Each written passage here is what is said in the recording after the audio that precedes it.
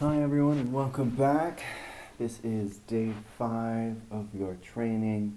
Fantastic job for sticking it through.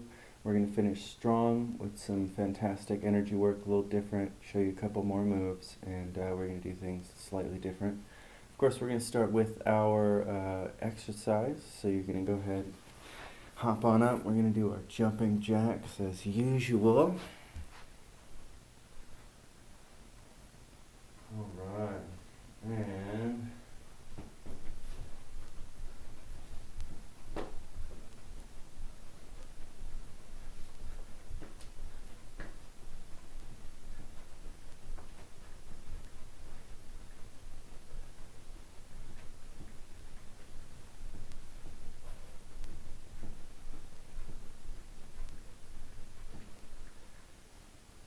okay. Good job, good job. Take a second to take a breath.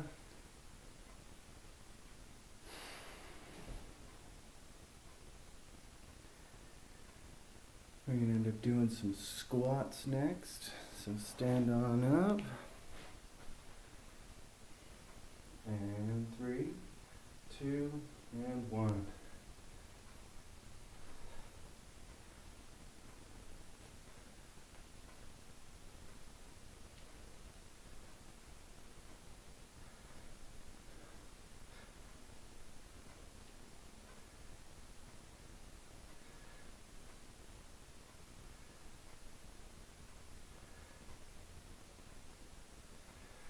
Alright, good job. We're going to do push-ups next. Go ahead and take a breather.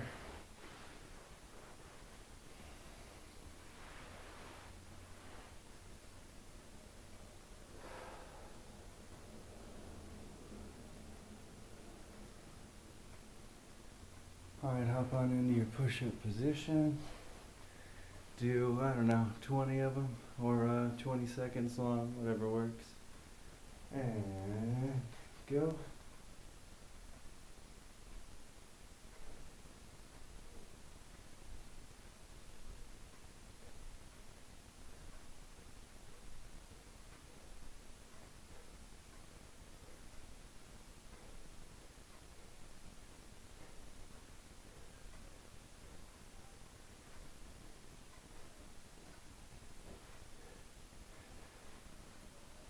Alright. Take a breather.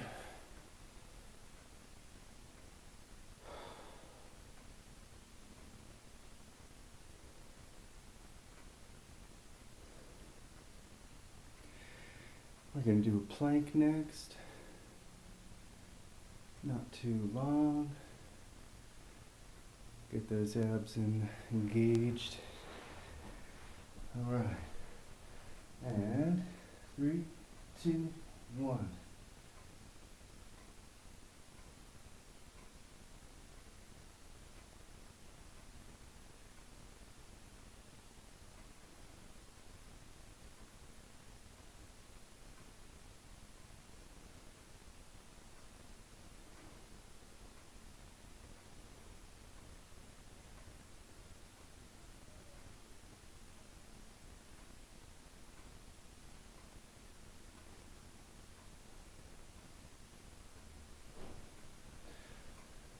Alright, another breather. We're going to end up on our backs next, doing some sit-ups.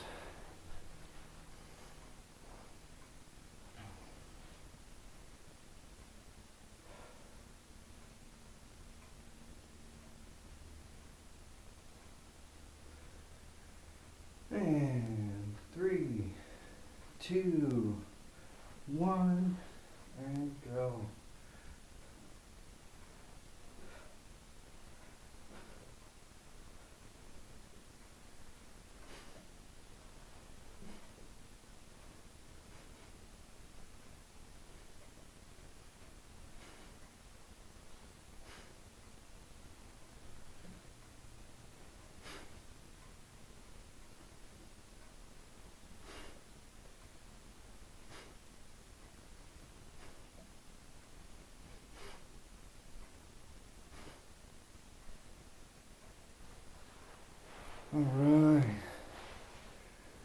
Well done there.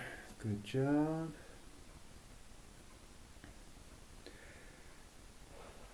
I think we should do some mountain climbers next.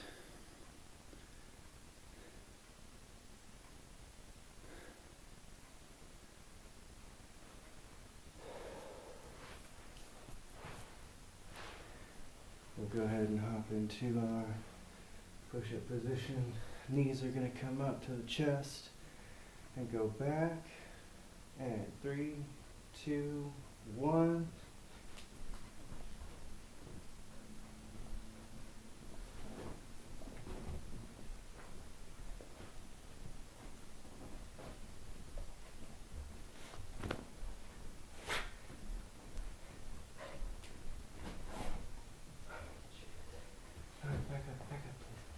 Lay down.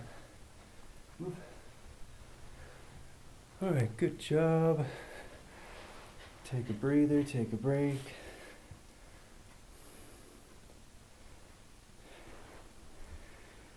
We're going to do a little bit of stretching. Open up our channels.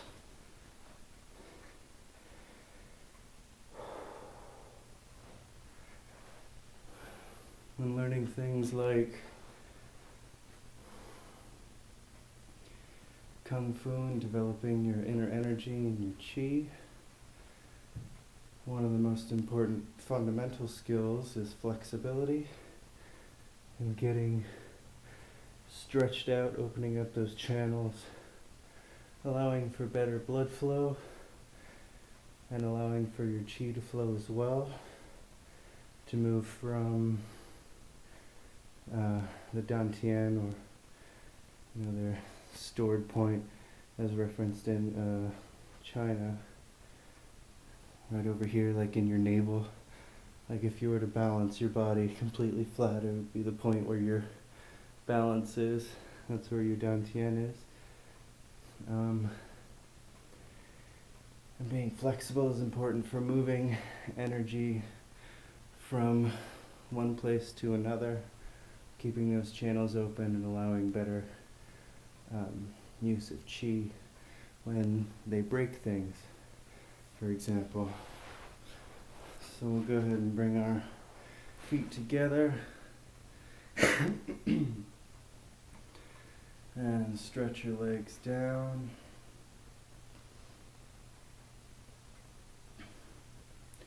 So I do want to talk about chi as well. What is chi? What is inner energy? Because we can't quite measure it. There's a few things, it shows up on LEDs, or, it shows up in radio frequency or radio RMF waves, and it shows up as gravity and heat and light and wind, so many different things. It's one reason, if you read the book The Life and Teachings of the Masters of the Far East, go ahead and reach forward. They talk about chi being, once mankind discovers and is able to harness chi, they will discover the 0-point energy field. And we will then no longer need fossil fuels or other means of fuel, because we'll be able to tap directly into source energy.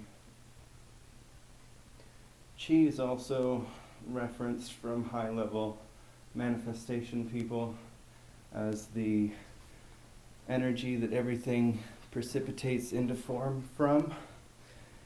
The basis of our reality being emotion and intention, or feeling and intention. Granted, the basis of everything is love, and if you work outside of this central law, then things seem to self-destruct. Go ahead and reach over, stretch out your arms. Can you grab your hands behind your back?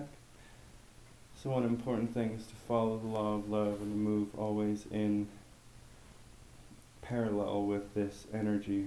Chi seems to be intelligent. It is referenced also in these same books by these masters who are hundreds of years old and who are glowing and teleporting and, being like, are you hungry? And poof, there's bread in their hands. And they're like, no, yeah, you precipitate it from these fields of infinite energy. They're like, these are the psychic realms. And they reference it as when you die, you go into these psychic realms, into the realms of chi. And this is also, the spirit of God, prana, kundalini energy, all this other stuff. And it is a feeling. You can feel it and sense it. You can feel ghosts. You can feel presences through these realms of chi. And another reason we gather information through the psychic realms is we're tapping into this intuition, into our direct connection with Source, which is also chi. And it allows us to access further information and figure out with our eyes covered what is in front of us, or often if you're an adult and you're having trouble and you find that asking questions are a lot easier than seeing initially, then this will help. These are where the energy comes from. It's referenced what they think is like the Akashic records, or they would call it, there's chi and ether, kind of two separate things, but I think they are the same. It's like one is a square, one's a rectangle, kind of weird. They're both a square, but one is not a rectangle kind of deal. But same kind of thing where all energy is, where everything is imprinted, and that's why people are able to go back and look. It's all this information is constantly downloaded and uploaded to this field of all knowing. It's kind of what InfoVision thinks about accessing. So we're going to do our energy movements today. We're going to do them a little differently, and I'm going to show you two more. We're going to do them standing. One of the reasons that people do standing meditations, and so you want your knees slightly bent, you want your hips kind of in and up, your sternum under, your back straight, as if you're being held up by the top of your head by a string. You want your, these standing meditations are good for getting that intercosmic, or that macrocosmic and microcosmic circulation going. It kind of happens naturally. This opens up those channels as referenced in the East, whether you look at in China or in India, whether you're, Kriya or different forms of inner energy and energy cultivation and with chi and stuff. But doing this standing meditation kind of activates all of your muscles, and it really gets your body, when it's kind of hard to keep your knees bent for a long time. After a while you get it good. This is one important thing in Tai Chi.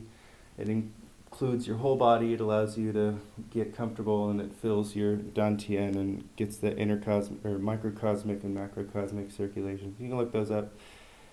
But really just do this. It's focusing on breathing, of going from your coccyx, your dantian, up the back of your spine.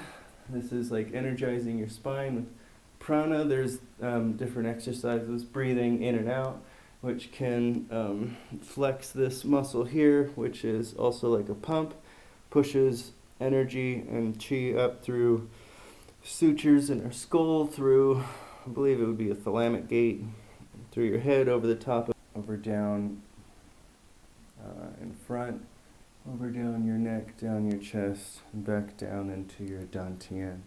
And then it goes backwards, back towards your coccyx, and goes up that prana tube, up through your thalamic gate, through the sutures in your skull, and that pulse of measurable energy circulates. These are, when you do these standing meditations for about, what they say over in China is if you do it for every day for 60 days, then you will open up these channels and you'll start having a much better flow of energy throughout your body without any blockages or anything getting in the way. So that's why a lot of these things are things that we have to build up to, and we have to get our body adapted to, and get our bodies able to work with these energy forces, because they are a natural thing, but a lot of us haven't really developed them, and they slowly kind of, what your body doesn't use, it loses. So that's why it's a lot easier when you're younger to develop not only psychic abilities, but also other things like that, because their brains are more primed, their body's just ready to go. They're super healthy. They're not lacking on any nutrients or anything. But for us older adults, with things like pineal calcification and stuff, it actually does take a lot longer to develop things like blindfolded sight. If you're a child, like I mentioned in other videos, you're running around in delta and theta waves between the ages of 1 and 7. So when you tell them they can see without their eyes, they literally just kind of start doing it. And with a little bit of training, within a week, these kids are, completely blindfolded, running around, separating cards, doing all kinds of cool and amazing stuff. And you can look through walls, look into the past. It develops into a lot of other really awesome abilities. Especially with this energy work that we're doing. Once you get your energy work going and good, you may find that with the energy sensing and you sense the fields of things around you, you can start manipulating those energy fields. You can heat them up, you can cool them down. That's a little bit of tips on moving towards pyrokinesis. But you'll find that with developing your energy, try things like telekinesis later on down the line. It's going to work. It's really cool. Like, this whole path develops to a lot of different things. If you get your meditation down, you can switch through brainwave states. You can influence your subconscious, and then once you influence your subconscious and allow these things to your brain to actively work towards it instead of against it, so many things are possible. Once we work on our intermittent hypoxia, we get our blood supply going, our bone mineral density, our tolerance is up, and all this other good stuff. It allows for much better energy work and handling and capacity. So we're going to start our standing meditations, our standing energy work, knees slightly bent. I'm going to do our first one, Garuda, hands together. Exhale, pursed lips. And inhale. And you're going to press firmly.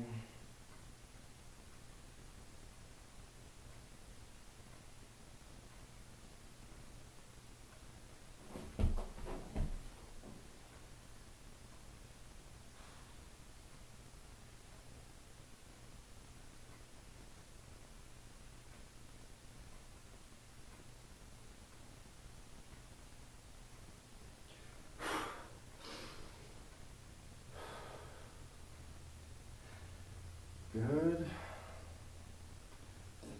We moved our second movement.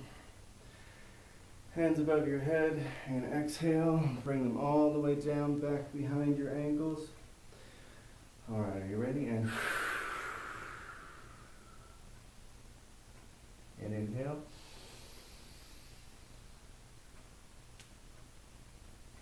And remember, maximum tension through all of these.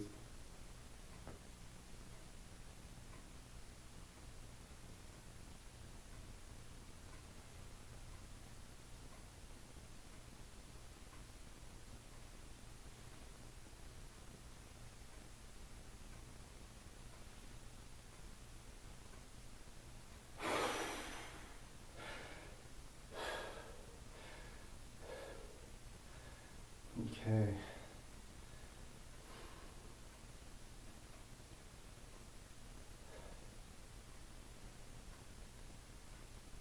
And our third movement. Hands up. And exhale. Try to keep your back straight, actually, as straight as you can. Didn't mention that. And inhale.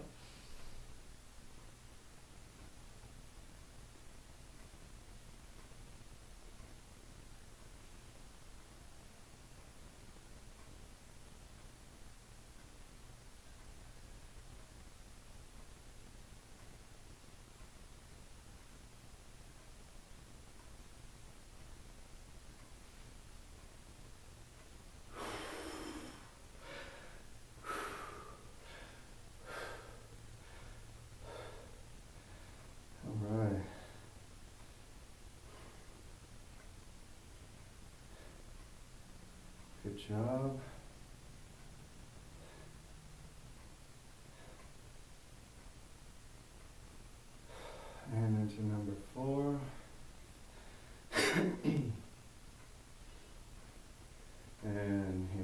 exhale. Inhale through the nose.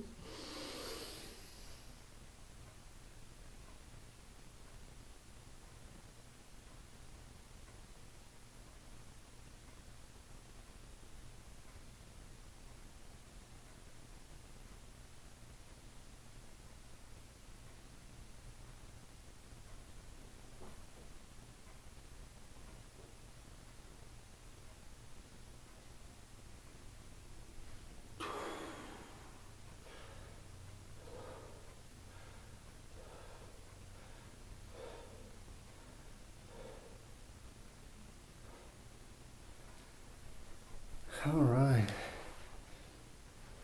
That's our first 4 movements.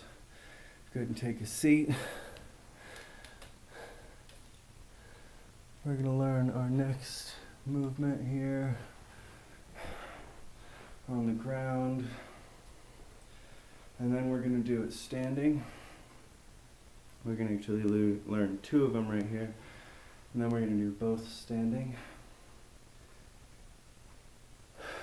So again, with the stretching and allowing for energy flow, this one can be interesting if you have to, stretch your wrists out,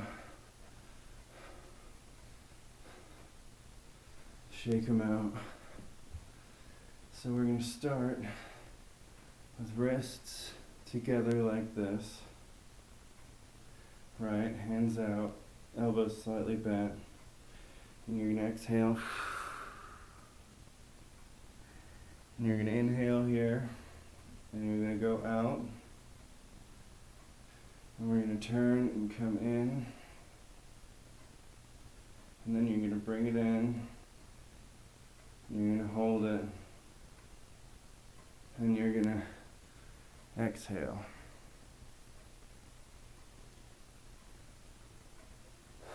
So we'll go ahead and do that now.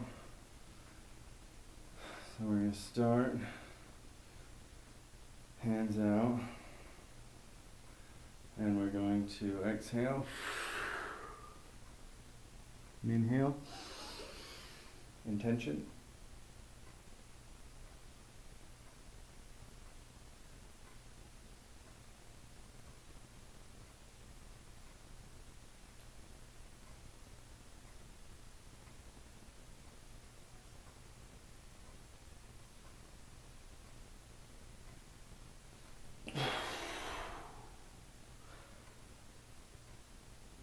Okay.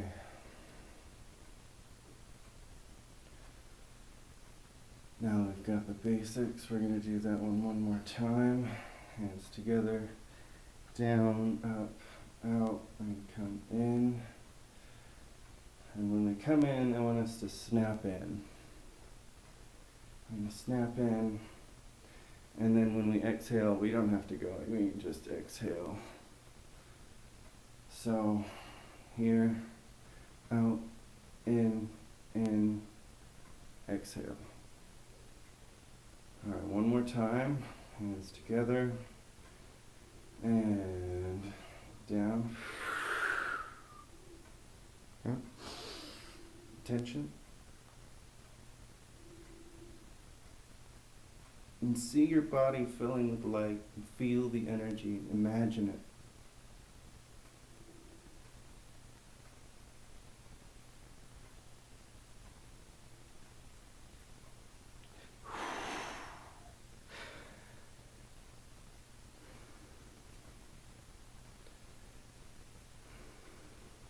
Sorry, well done. A second movement. Alright, is going to be hands together and out. And you're going to exhale and you're going to come up, and as you come up, you're going to go here and you're going to squeeze as much as you can, and then you're going to come out and exhale. So it's pretty easy. Hands together. This is really developing our inner power, our chi senses, our blood supply, bone mineral density. getting antioxidants going, improving the muscles around our heart, improving our nervous system, our cardiovascular system, all kinds of stuff, oxygen supply capacity, all this good stuff. So, hands together, squeeze, fists tight, and exhale. Inhale.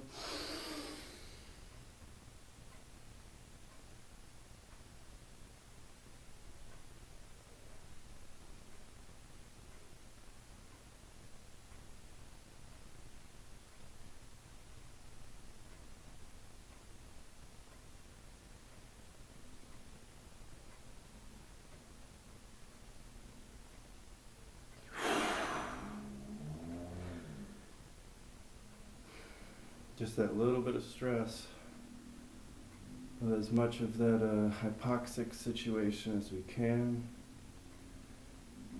Start activating certain gene expression and influencing adaptation. Very good. You've got those two sitting. We're going to do them standing.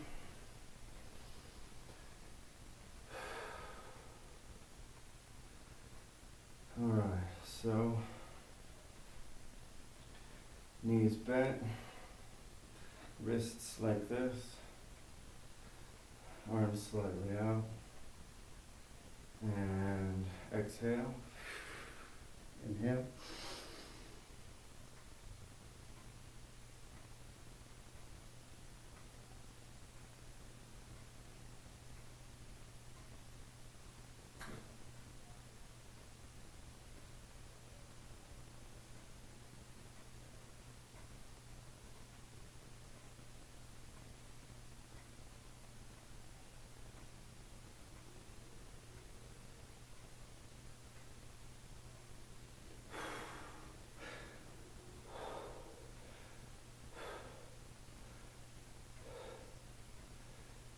Good. Alright, now one more. Hands out. And 3, 2, and 1.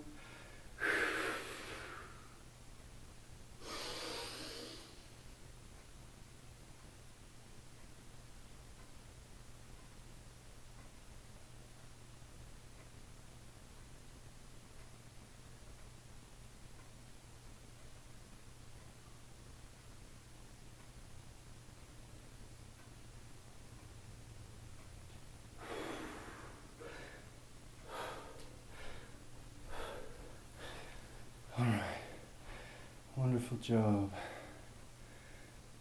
You're going to take a seat. Right leg over left in a half lotus position. And we start with our breathing. 4 seconds in, hold. 4 seconds out, hold.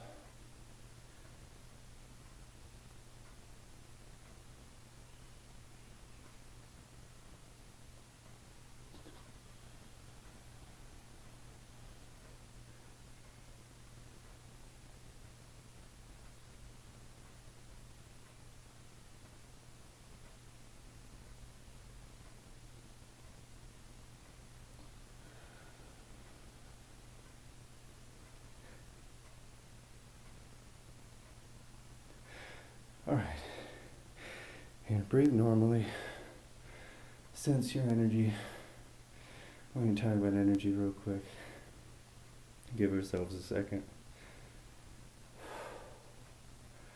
But do try to start breathing as slowly as you can.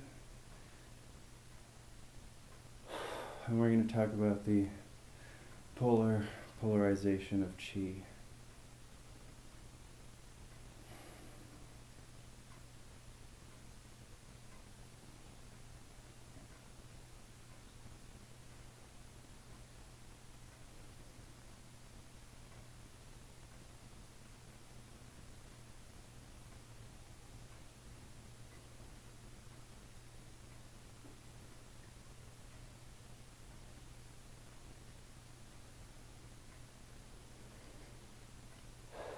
So if you notice when you're moving the energy, and you feel there's a repulsion, kind of, you know how they're two opposites of a magnet pushing away from each other. There's also a different sensation you can create, and you may find, where it feels like two, rubber band pulling and stretching a rubber band out, or like pulling taffy out, and you feel the resistance. So this is the negative and the positive of chi. When people do things like empty force and stuff, and then create a negative chi ball and pull someone else's energy into that area, or when they're pushing and pulling, they're using that pushing force or that pulling force for pushing and pulling, also for telekinesis and stuff. When you start developing these energy practices, and after a few months, you will find that you are able to sense the environment, which is what we're going for. We're teaching you color recognition and environment sensing. And I can't really build obstacle courses for you. Highly recommend you find some friends and practice. It's really cool to sense the energy of other beings and other people, because people have different energy fields, whether they have large fields or small fields. And it's cool to start recognizing and building those mental images. But you have to do like a couple months of energy building and stuff to really get those senses going, to open up all those channels and build your own energy sources and supply, and get your blood all ready, and polarize the iron and all this stuff.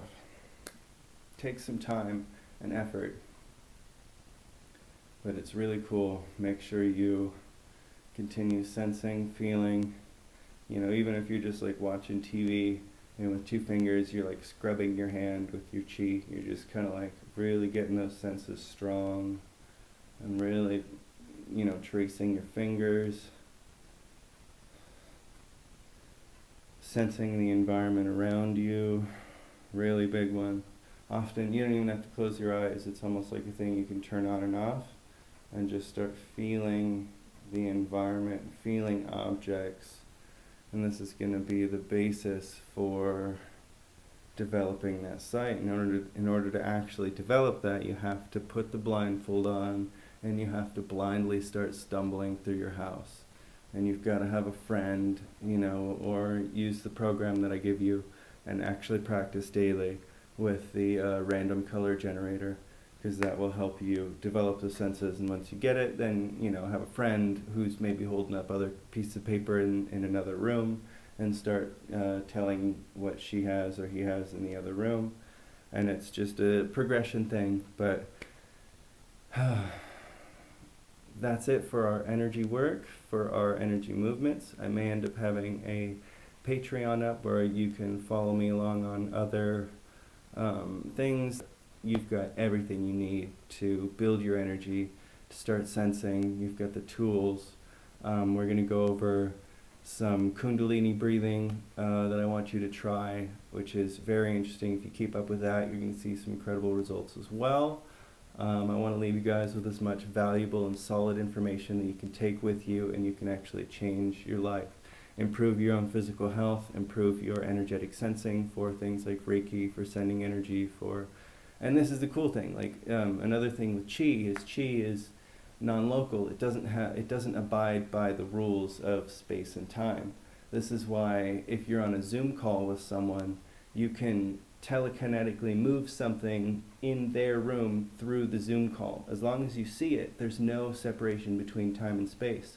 Another important thing from the beginning of these courses is that everything is energy. Everything is energy. All points in space and time are one, and everything is consciousness. And when you understand those 3 things, you can start using them to do incredible things. I mean, the world is a lot different than we realize. You don't need eyes to see. You don't need ears to hear. You can move things with your mind. You can manifest objects. Teleportation is possible. Levitation is possible. Highly recommend, if you're interested in more stuff like that, reading the couple books I have recommended on my website, The Life and Teachings of the Masters of the Far East, where a lot of American scientists go out and they meet these people, hundreds of years old, and they, you know, talk about all their secrets, and it's amazing. And I really recommend that. Doing the Silva mind control method, make sure you keep to that, because that is an awesome tool. And keep practicing. Thank you so much, and I will see you around. See you in the rest of the course, and I wish you the best of luck. I'm always here if you have questions, and thank you.